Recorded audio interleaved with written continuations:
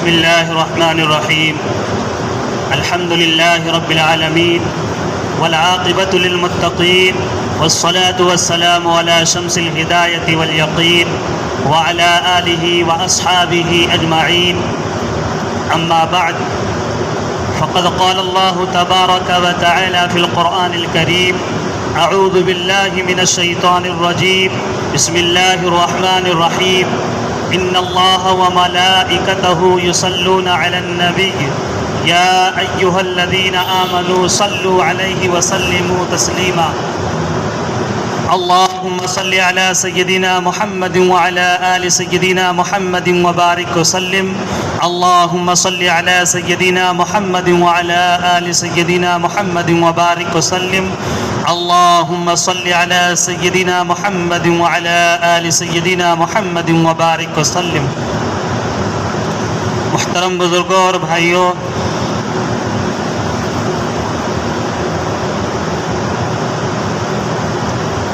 دو دن کے بعد نیا سال شروع ہونے والا ہے، اسلامک نیا سال.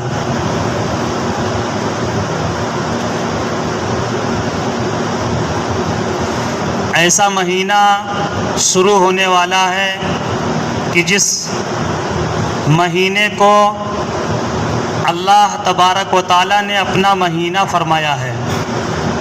حدیث میں اللہ کے رسول صلی اللہ علیہ وسلم نے فرمایا: افضل الصیام بعد رمضان شہر اللہ المحرم، کہ رمضان کے روزے سے زیادہ فضیلت والا روزہ، یعنی رمضان کے روزے کے بعد جو سب سے زیادہ فضیلت والا روزہ ہے شہر اللہ المحرم، تو وہ محرم مہینے کا روزہ ہے. کسی مہینے کو اللہ تبارک و تعالیٰ نے اپنا مہینہ نہیں فرمایا سوائے محرم کے.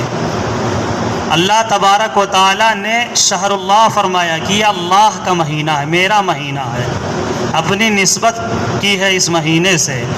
محرم کے مہینے کی اہمیت کو اسی سے ہم اندازہ لگا سکتے ہیں. 2 دن کے بعد اس کا آغاز ہونے والا ہے. اسلامک نیا سال ہم میں سے اکثر لوگ نہیں جانتے ہیں کہ کب نیا سال اسلام کا مذہب اسلام کا شروع ہوتا ہے، کب ختم ہوتا ہے.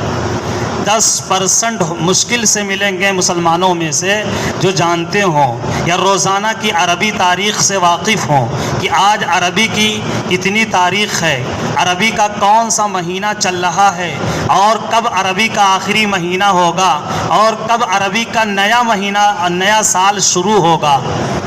جبکہ مذہب اسلام کے تمام بڑی چیزیں، عبادتوں سے لے کر کے تیوہار تک، عید اور بقرعید بھی چاند ہی پر منحصر ہے، اسلامی تاریخ ہی پر منحصر ہے.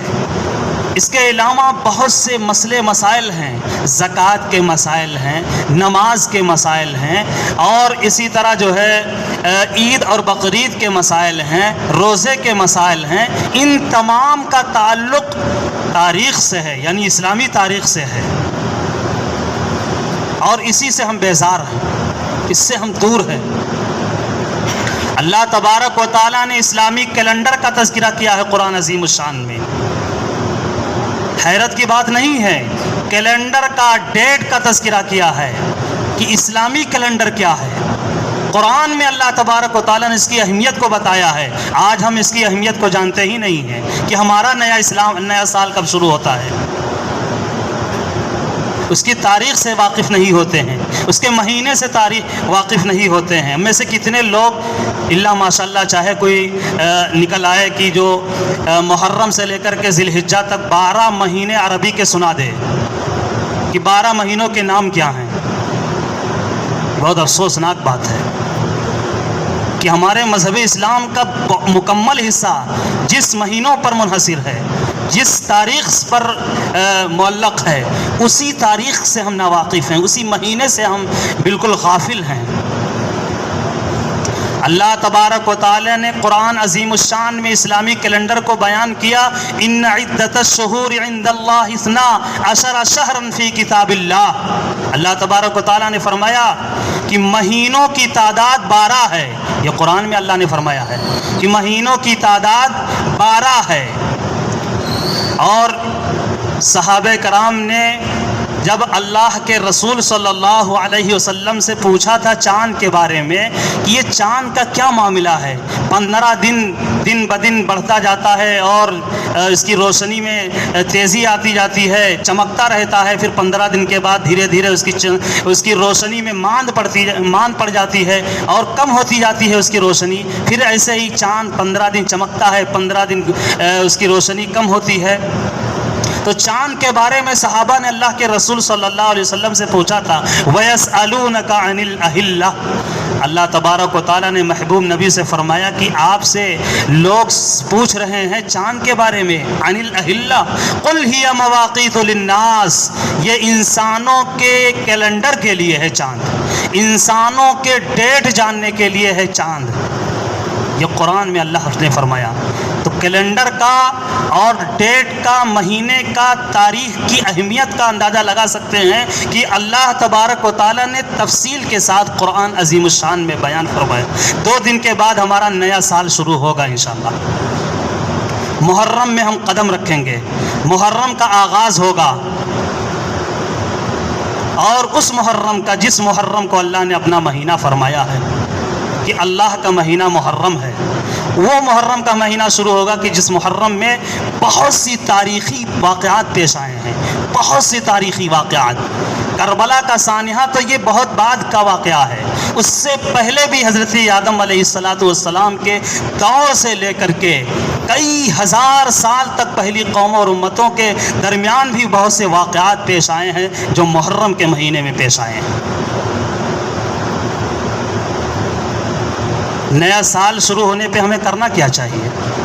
نیا سال جب شروع ہو، ہمیں اپنا سب سے پہلے، جیسے ہی چاند ہم دیکھیں تو سنت طریقہ یہ ہے کہ چاند دیکھ کر کے ہمیں ایک دعا پڑھنے کا عمل ہے، مسنون عمل ہے کہ ہم چاند دیکھ کر کو دعا پڑھیں۔ اللہ کے نبی صلی اللہ علیہ وسلم دعا پڑھتے تھے چاند دیکھ کر کے، اللہم اہلہ علینا بالامن والایمان والسلامت والاسلام، کہ جیسے ہی چاند دیکھیں یعنی پہلی تاریخ پائیں، مہینے ہی کی پہلی تاریخ جیسے ہی ہم جانیں، پتہ چلے ہمیں پہلی تاریخ ہے، تو پورے مہینے کے لیے امن و امان کی، سلامتی کی، عافیت کی، عزت کی، ہر چیز کے لیے اللہ تعالیٰ سے ہم دعا مانگ لیں کہ یہ پورا مہینہ ہمارا اچھا گزرے۔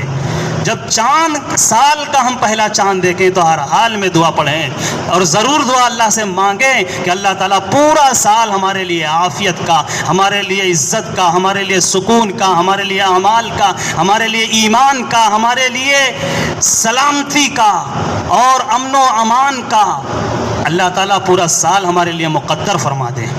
یہ دعا ہم ضرور مانگیں، یہ مسنون عمل ہے، اللہ کے نبی کا طریقہ ہے، اللہ کے نبی کا عمل ہے کہ چاند دیکھ کر کے ہم اللہ تعالیٰ سے دعا مانگیں۔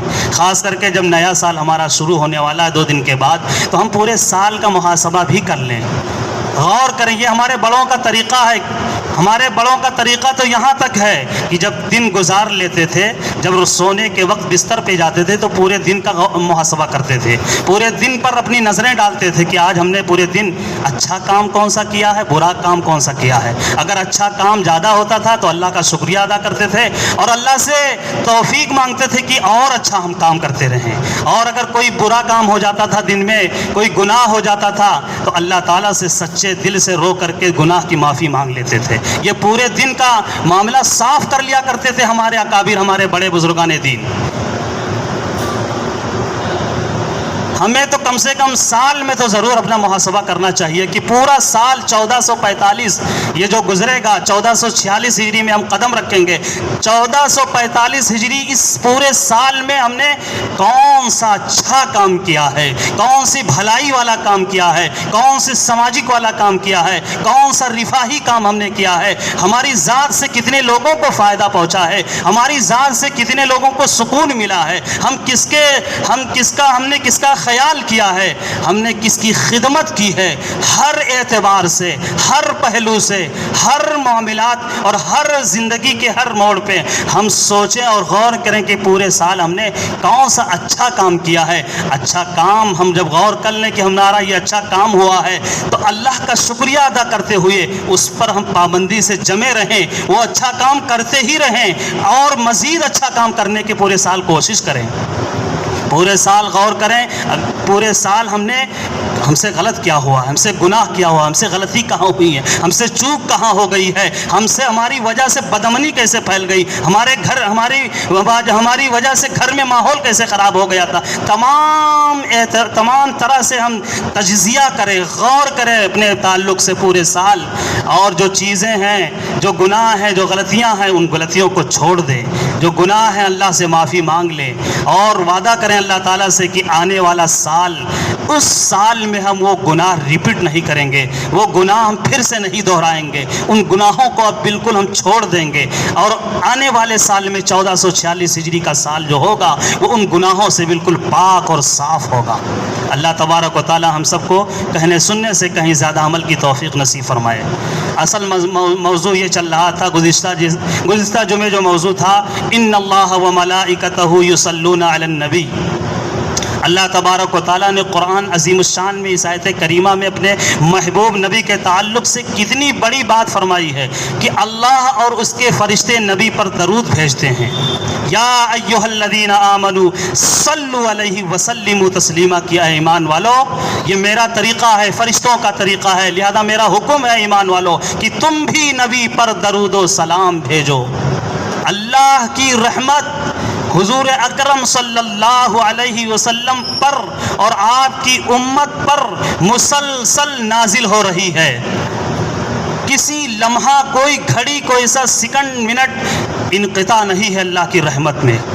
اللہ تبارک و تعالی اور پیغمبروں کے مقابلے میں کم و بیش 1.25 لاکھ پیغمبر، ان پیغمبروں اور حضور اکرم صلی اللہ علیہ وسلم کے ساتھ بہت الگ اور منفرد اللہ کا معاملہ ہے۔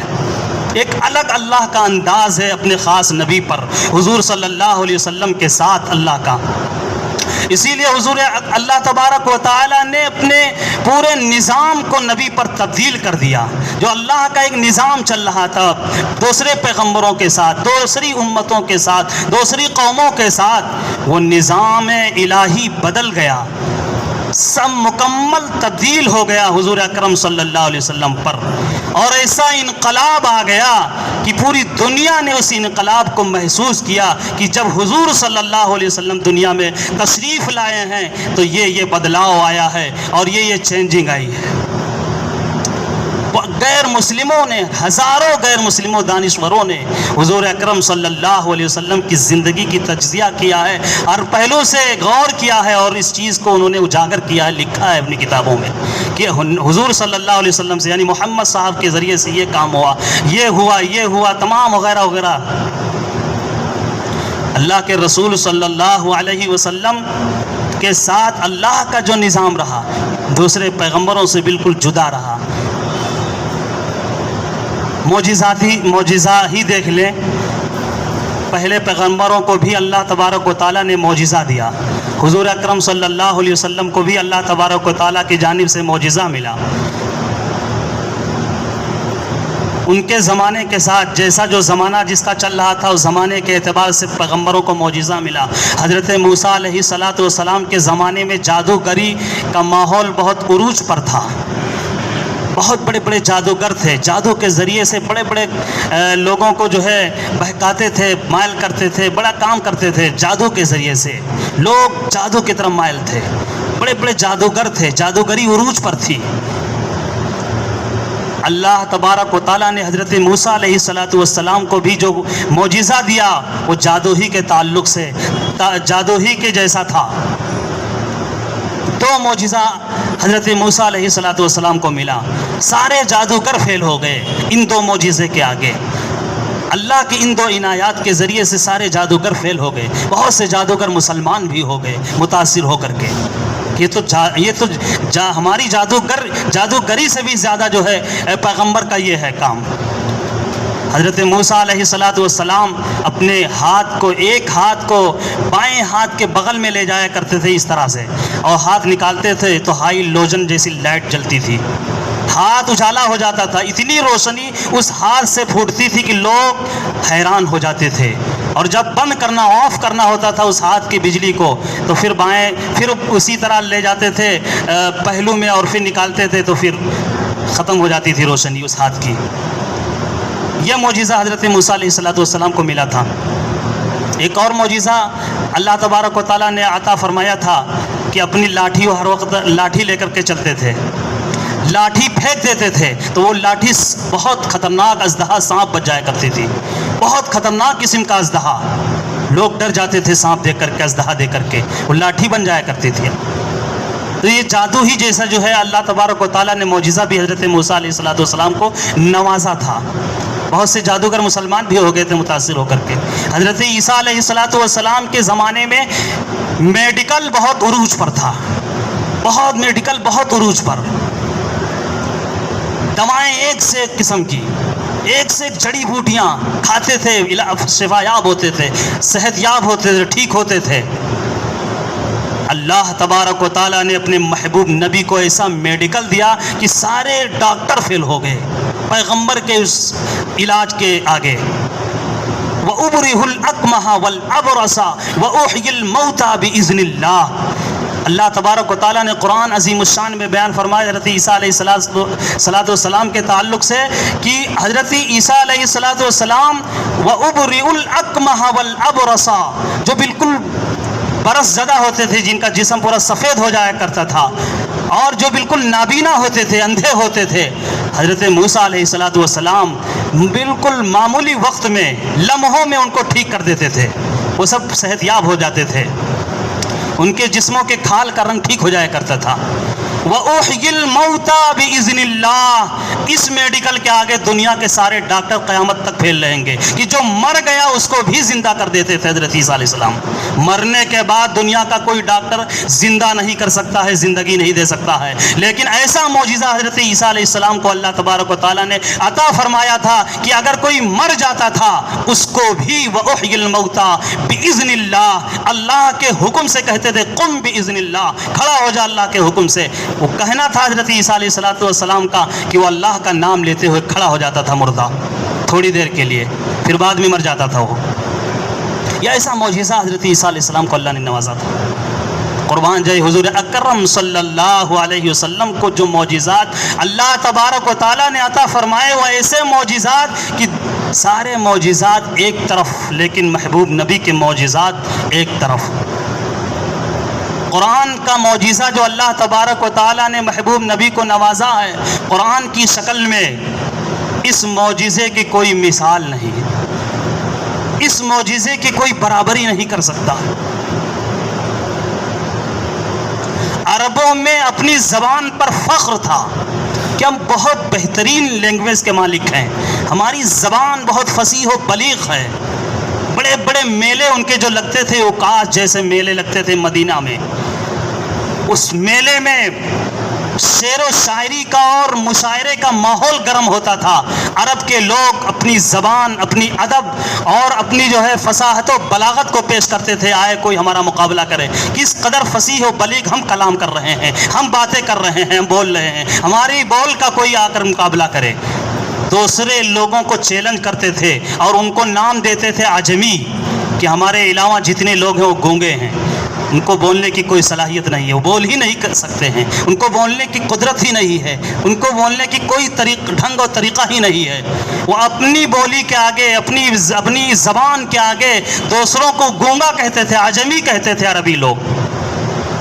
اللہ تبارک و تعالیٰ نے محبوب نبی کو جو معجزہ عطا فرمایا وہ اس انداز میں عطا فرمایا کہ ایسے کلام بلیغ سے نوازا اور ایسے عظیم الشان کلام الہی عطا فرمایا کہ اس کلام کے آگے اس سارے بڑے بڑے جو ہے شاعر، بڑے بڑے ادیب، بڑے بڑے فصیح و بلیغ سب فیل ہو گئے، سب ناکام ہو گئے۔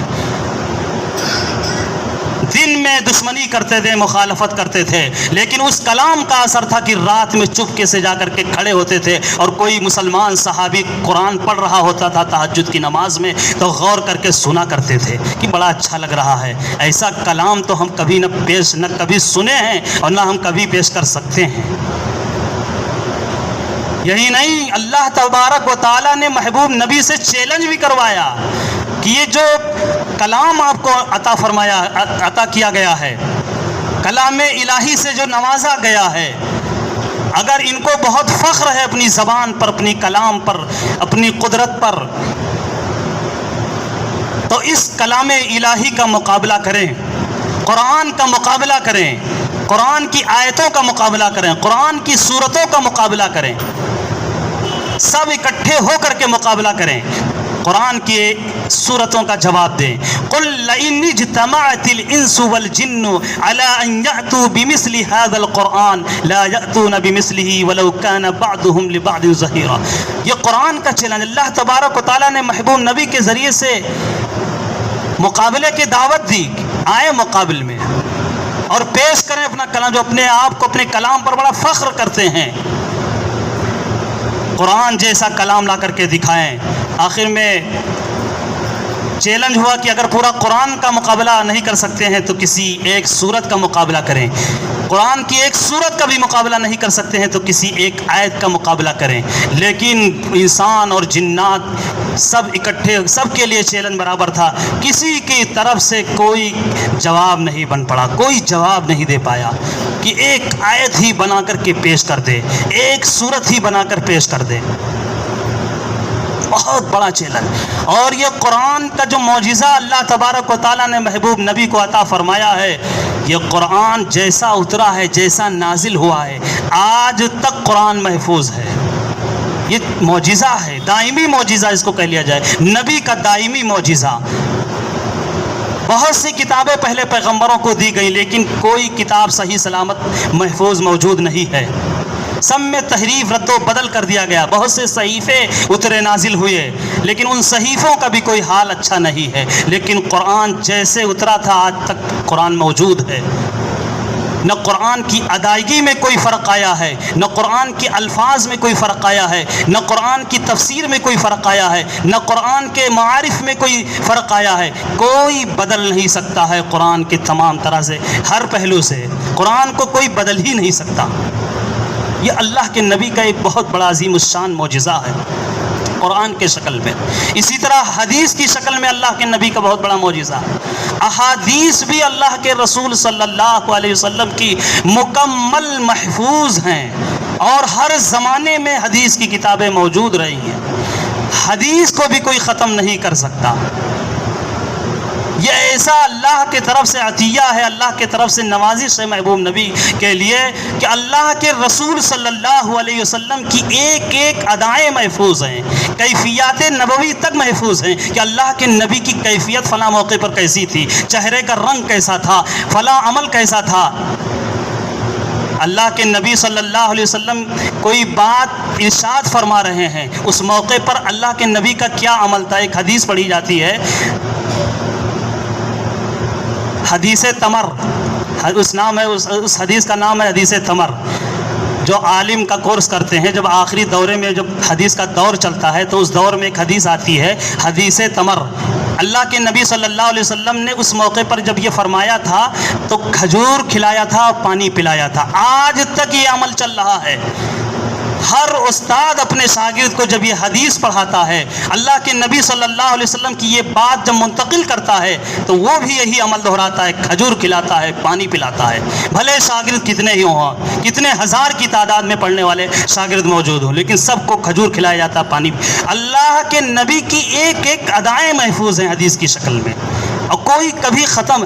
اسماء الرجال جو اللہ کے رسول صلی اللہ علیہ وسلم کی حدیثوں کو نقل کرنے والے ہیں، جو روایت کرنے والے ہیں ان کی زندگی محفوظ ہے، اس امت نے محفوظ کیا ہوا ہے کہ فلاں راوی ہیں تو وہ کیسے راوی ہیں، کس درجے کے راوی ہیں، ان کا حافظہ کیسا تھا، ان کے شام و صبح کیسی تھی، وہ کس طرح زندگی گزارتے تھے، ازدواجی زندگی ان کی کیسی تھی، صبح و شام کی زندگی کیسی تھی، تقوی اور پرہیزگاری کس حد تک تھی ان کے اندر، جھوٹ کس طرح بولتے تھے، یعنی کسی طرح کوئی ویسی حرکت نہیں کرتے تھے جو عام طور سے سماج میں اچھا نہ سمجھا جائے۔ ایک ایک روایت حدیث کو بیان کرنے والے راویوں کی زندگی کو بھی اس امت نے محفوظ کیا۔ یہ اللہ کے رسول صلی اللہ علیہ وسلم کی ساتھ خاص عنایت ہے، اسی کو اللہ تبارک و تعالیٰ نے فرمایا ان اللہ و ملائکتہ یصلون علی النبی، کہ بے شک اللہ اور اس کے فرشتے نبی پر درود بھیجتے ہیں، یعنی اللہ کی رحمتیں مسلسل نبی پر نازل ہو رہی ہیں، اتر رہی ہیں۔ یہ رحمتوں کے نزول کا سلسلہ کسی لمحے انقطاع نہیں ہے، آج بھی نازل ہو رہی ہے۔